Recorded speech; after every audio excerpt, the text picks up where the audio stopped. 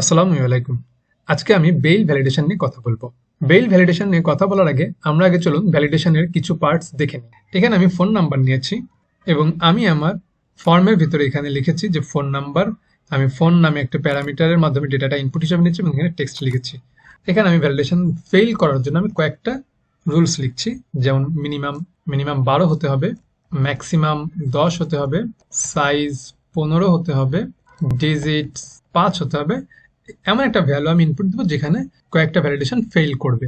তো আমি যদি এখানে একটা 11 ডিজিটের একটা ফোন নাম্বার প্রোভাইড করি, তাহলে এখানে মিনিমাম যেটা ছিল সেটা ফেল করবে, ম্যাক্সিমাম যেটা সেটাও ফেল করবে। 11 ডিজিটের ক্ষেত্রে দুইটাই ফেল করলো।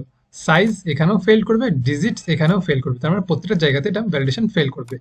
এখন আমি এই ভ্যালিডেশন দেখার জন্য আমি এইখানে ভ্যালিডেশনের যে ইরোরের যে ব্যাগ থাকতেছে সেই ইরোরের ব্যাগে কতগুলো ইরোর আছে এটা জানার জন্য আমি এখানে ইরোর অল দিয়ে সমস্ত ইরোরগুলো এখানে ফর ইচ লুপের মাধ্যমে দেখতেছি। তাহলে আমি এখানে একটা ফোন নাম্বার প্রোভাইড করি এবং এখানে সাবমিট বাটনে ক্লিক করি, তাহলে আমি এখানে দেখতে পাচ্ছি যে জাস্ট আমার একটা ভ্যালিডেশন ইরোর দেখিয়েছে। কিন্তু আমি যখন ইরোর ব্যাগে চেক করলাম তখন দেখি যে সেখানে আমার যে 4টা ইরোর হয়েছে সেই 4টা ইরোরই এখানে ইরোর ব্যাগের ভিতরে যে জমা হয়েছে।